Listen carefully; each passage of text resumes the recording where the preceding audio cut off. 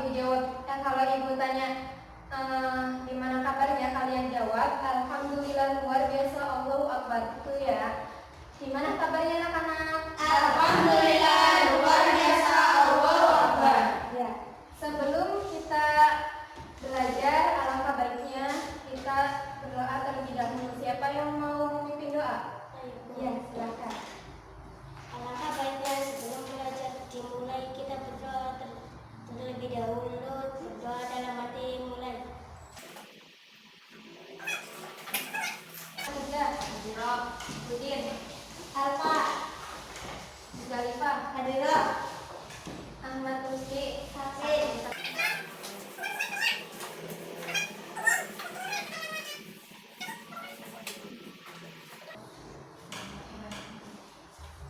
Nanti kalau ibu tanya apakah kalian sudah siap belajar, kalian jawab yes, yes, yes, siap gitu ya. Apakah kalian sudah siap belajar? Yes, yes, yes, siap. Ya. Yang kalian ketahui biasanya di lautan itu ada apa aja? Terumbu karang, Terumbu karang, laut, air, ikan, ikan, kapal, terus lain, apa? Piting, terus banyak ya. Pasir. Nah, kalau di bagian misalnya tanam-tanaman di perkebunan ada apa aja? sayuran, Jagung, sayuran, padi, kelapa, dan lainnya. Bawang banyak ya. Nah, kalau misalnya lautan banyak sampahnya akan mengakibatkan apa biasanya? Ayo, banjir, terus lautnya berkarat, terus cemar, terus merusak terumbu karang atau merusak ikan-ikan yang ada di lautnya ya. Terus dari contoh-contoh tersebut, hari ini ibu akan menerangkan apa? Nah, jadi di sini ibu akan menerangkan penguatan ekonomi maritim dan agrikultur di Indonesia. Sebelumnya ini ibu akan bagi buku modulnya.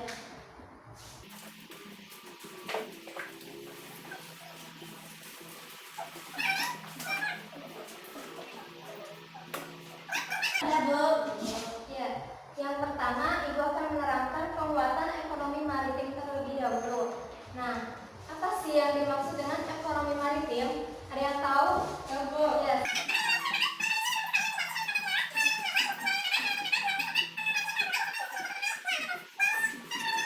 Perekonomian yang merujuk pada navigasi transportasi laut, pelayaran niaga, industri, garangan kapal, perawatan kapal, dan pelabuhan.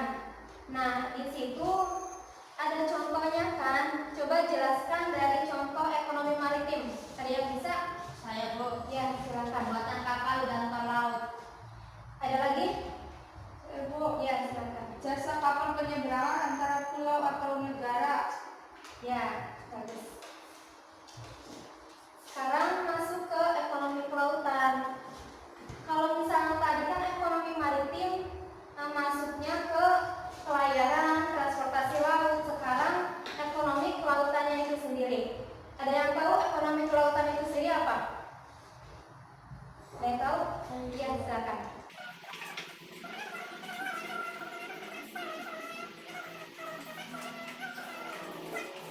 Sendiri kegiatan ekonomi yang dilakukan di wilayah pesisir, di wilayah lautan, dan juga di wilayah darat. Sekarang masuk ke perbedaan. Jadi perbedaan ekonomi maritim sama kelautan apa? Ada yang tahu? Ya, ekonomi kelautan, ekonomi maritim. Ekonomi maritim adalah merupakan kegiatan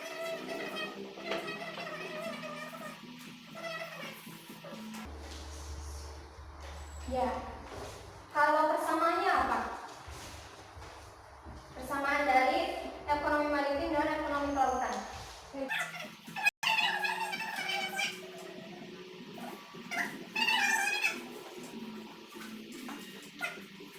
sini perbedaan ekonomi maritim dan ekonomi kelautan itu, yang pertama ekonomi maritim itu mencakup ke transportasi laut. Tadi contohnya kan apa aja, pelabuhan sama apa aja tadi, pelabuhan kan, pengoperasian pelabuhan sama jasa terkait kan, terus sama galangan kapal. Perbedaan dari ekonomi kelautan, kalau ekonomi kelautan itu ekonomi yang dilakukan, kegiatan ekonomi yang dilakukan di wilayah pesisir, terus lautan, terus darat, dan ya darat ya. Nah, persamaannya itu keduanya sama-sama bertujuan untuk meningkatkan kesejahteraan manusia dan sama-sama berada di daerah pantai. Selanjutnya, nah contoh kekayaan di Indonesia di bidang ekonomi maritim dalam bentuk pengembangan rumput laut. Nah, contoh kekayaan di Indonesia itu pertama rumput laut. Nah, rumput laut, ada yang tahu rumput laut itu apa? Tidak tahu ya? Nih, rumput laut itu merupakan kekayaan sekaligus keindahan bawah laut untuk menarik wisatawan baik asing maupun lokal. Di Indonesia mempunyai banyak wisatawannya. Contohnya itu di Bunaken di bagian Sulawesi Utara, dan ada juga Raja Ampat di bagian apa? Papua. Raja Ampat iya di Papua Barat ya, di Papua Barat. Terus Labuan Bajo sama Wakatobi. Nah, Indonesia merupakan negara peringkat kedua dalam produksi perikanan tangkap. Jadi Indonesia itu merupakan negara peringkat kedua dari produksi perikanan. Kemudian peringkat keempat dalam produksi perikanan budidaya. Jadi yang dua tadi perikanan tangkap, yang peringkat keempatnya itu dalam produksi perikanan budidaya. Nah, Indonesia juga merupakan negara kedua dalam hal banyaknya jumlah kapal yang dimiliki setelah Tiongkok.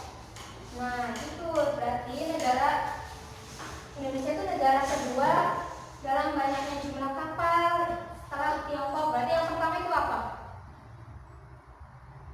Kan ini negara Indonesia itu negara yang kedua banyaknya jumlah kapal dari setelahnya Tiongkok. Berarti yang pertama tadi apa?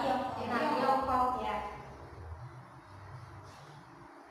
Nah, yang bagian B, kondisi ekonomi maritim di Indonesia dan negara-negara ASEAN.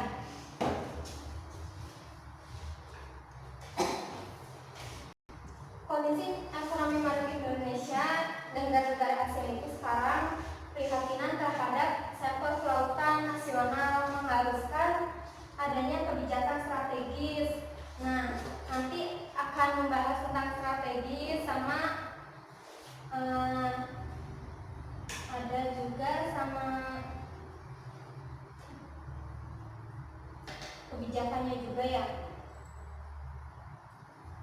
Pembangunan ekonomi maritim ini menjadikan kekayaan potensi kemaritiman sebagai landasan untuk mengadakan ketersediaan infrastruktur yang berkualitas terutama di sektor kemaritiman.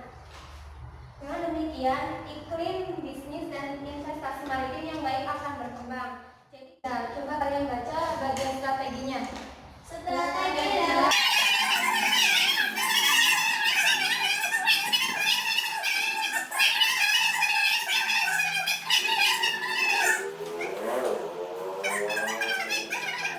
dalam pengembangan ekonomi maritim di Indonesia. Coba kalian bacakan di bagian kebijakannya apa aja. Kebijakan dalam pengembangan ekonomi maritim di Indonesia adalah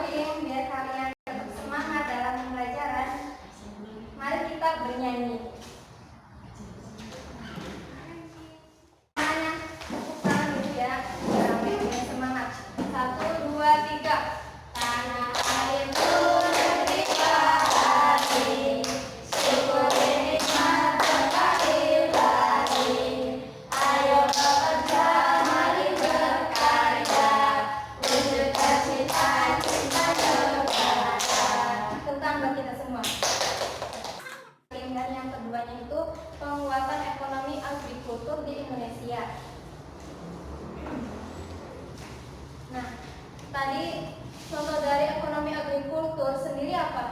Saya Bu. Iya, silakan. Agrikultur merupakan kegiatan Contohnya, coba. tanaman. Ya, Bu. Ya, contohnya ya. Contoh agrikultur, coba yang tadi. Masa udah lupa? Tanaman. Ya, tanaman, tumbuhan, kebunan, sayuran, kehutanan itu nanti di bidang-bidangnya ya ada sendiri. Nah, jadi dari contoh-contoh tersebut ada yang bisa merangkum dari pengertiannya apa? Saya Bu. Ya, apa? Agrikultur merupakan kegiatan pemanfaatan sumber daya hayati yang dilakukan manusia untuk menghasilkan bahan pangan, bahan baku industri, sumber energi, atau untuk mengelola lingkungan hidupnya. Ya, jadi ekonomi agrikultur itu kegiatan ekonomi yang menghasilkan bahan pangan, bahan baku industri, dan sumber energi. Terus apa lagi tadi? Mengelola lingkungan hidupnya. Ya. Nah, potensi agrikultur Indonesia itu yang pertama potensi pertanian yang sangat baik, dan yang kedua pembangunan pertanian yang sangat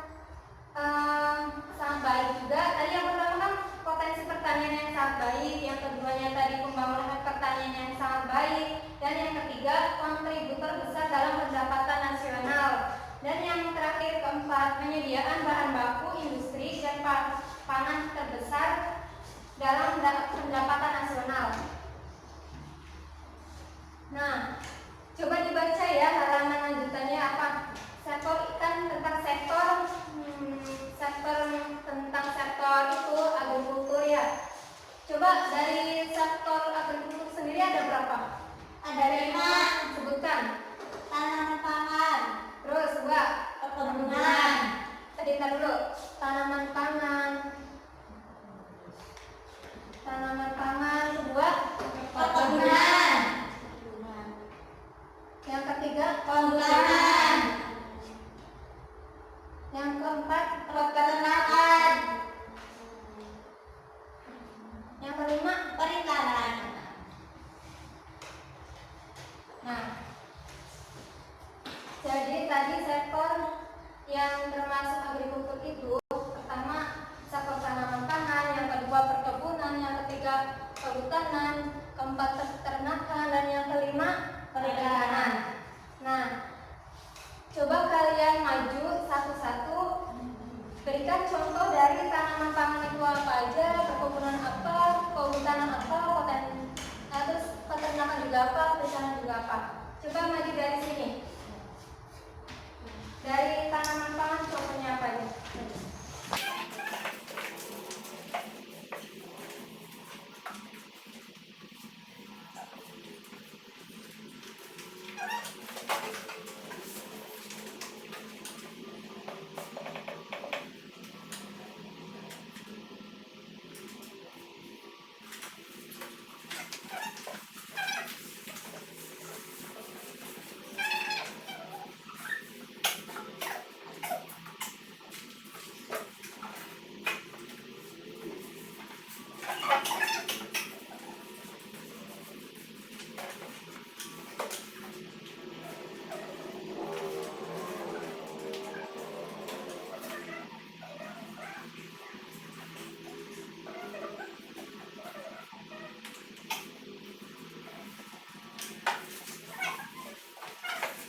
Dari tanaman pangan ada apa aja? Jagung, ubi, sayuran, buah-buahan, dan lain-lain. Di bagian perkebunan ada apa? Karet, kelapa sawit, kelapa, kopi, coklat, teh. Ya. Di bagian kehutanan, Kayu, di bagian peternakan, daging, susu, telur, dan kol. di bagian perikanan, Udang, juga kemudian dan sebagainya. ya. Adapun peran agrikultur di Indonesia, pengembangan agrikultur atau pertanian di Indonesia mempunyai peranan penting. Nah, jadi agrikultur juga mempunyai peranan penting. Nih, yang pertama, penghasil devisa negara melalui ekspor.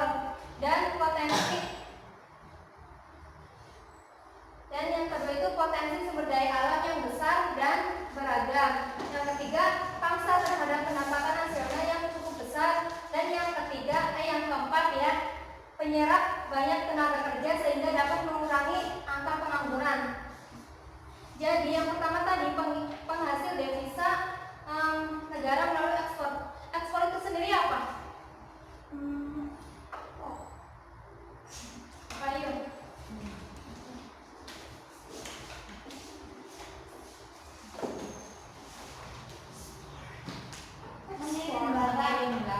Mengirim barang ke luar negeri. Ya. Terus yang kedua, potensi sumber daya alam yang besar dan beragam. Di Indonesia kan agrikultur atau pertaniannya itu melimpah. Jadi Indonesia, pendapatan nasional di Indonesia itu cukup besar. Kemudian yang terakhir itu penyerap banyak tenaga kerja sehingga dapat mengurangi angka pengangguran. Jadi banyaknya pekerjaan di Indonesia, maka dari itu akan mengurangi angka pengangguran di Indonesia. Nah, kemudian bagian C, hambatan pengembangan agrikultur di Indonesia. Tadi sudah ke peranan pentingnya, kemudian di bagian ininya hambatan. Hambatannya ada apa aja? Ada yang tahu? Coba dibaca bareng-bareng aja nih. Hambatan pengembangan agrikultur di Indonesia. Skala usaha petani pada umumnya relatif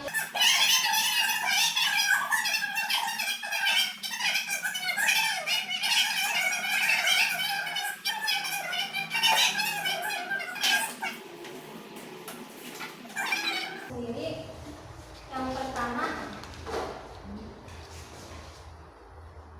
skala usaha pertanian pada umumnya relatif kecil. Yang kedua, modal terbatas. Yang ketiga, penggunaan teknologi masih sederhana. Dan yang ketiga, yang keempat itu sangat dipengaruhi musim. Dan yang kelima, pada umumnya berusaha dengan tenaga kerja keluarga, akses terhadap kredit, teknologi dan pasar rendah, kemudian pasar hasil pertanian sebagai besar dikuasai oleh pedagang-pedagang besar sehingga akan merugikan petani. Dan alih fungsi lahan pertanian menjadi lahan pertanian, kayak misalnya sawah diganti dengan pabrik itu ya. Kan ada di bagian ceruk tuh. Ceruk ada yang tadinya sawah ya, sawahan, perkebunan itu diganti dengan pabrik. Kurangnya penyediaan benih yang bermutu bagi petani. Dan ini ada gambar. Gambarnya apa? Tentang apa? Petani. Lagi apa?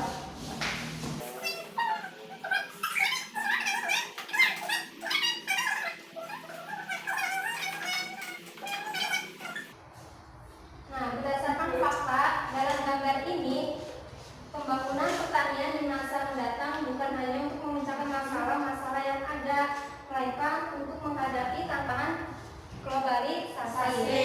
Nah, masalah-masalah yang ada melainkan untuk menghadapi tantangan globalisasi. Oleh karena itu, pembangunan pertanian di Indonesia tidak saja dituntut apa? untuk menghasilkan produk-produk Untuk menghasilkan produk-produk pertanian, daya saing tinggi, tetapi juga mampu mengembangkan pertumbuhan daerah serta memberdayakan masyarakat. Tantangan tersebut diharapkan mampu mendorong kita agar lebih bekerja keras dalam mengembangkan sektor pertanian. Apabila menginginkan pertanian kita dapat menjadi pendorong peningkatan kesejahteraan masyarakat dan dapat menjadi motor penggerak pembangunan bangsa.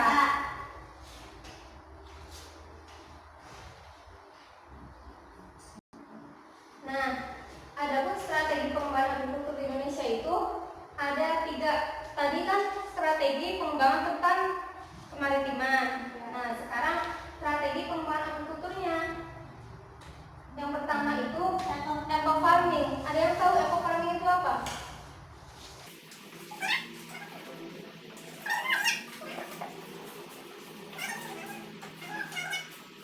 Itu strategi yang merupakan peningkatan sistem budidaya di sektor pertanian yang ramah lingkungan dan terintegrasi dengan kearifan lokal di setiap daerah di Indonesia.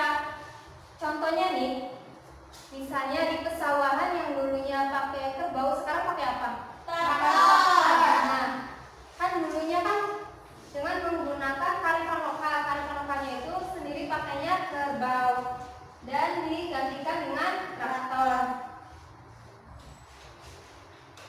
Dan yang kedua itu distribusi pupuk secara merata. Nah, petani diminta menjumlahkan kebutuhan pupuk untuk kebutuhan tanamnya per hektar selama 1 tahun. Dengan cara ini, pemerintah akan dapat mengetahui kebutuhan pupuk selama 1 tahun, sehingga dapat menyediakan stok pupuk sesuai dengan kebutuhan petani. Dan yang ketiga itu perbaikan irigasi. Nah, pemerintah mengusahakan ketersediaan air untuk pertahanan dengan perbaikan atau pengadaan irigasi yang baik.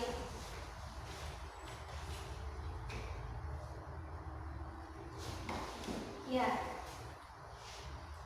Coba kalian buka di halaman 7.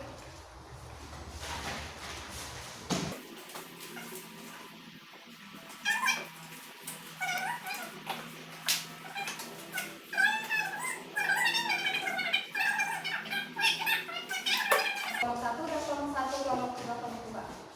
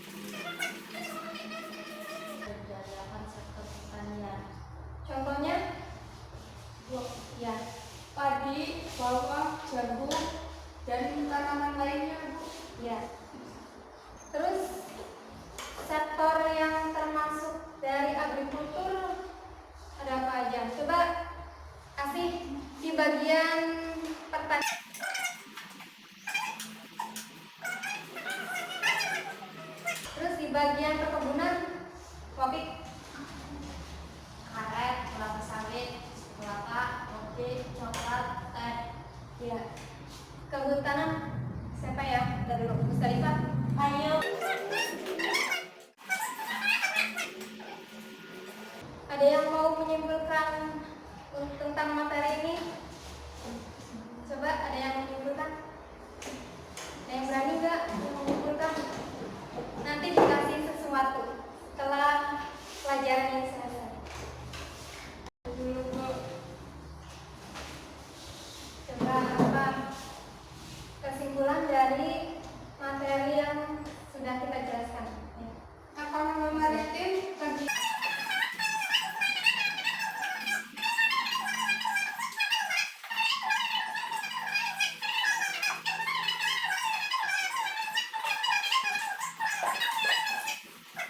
Pesan dan moral Ibu tentang materi ini, jangan pernah membuang sampah atau limbah ke aliran sungai.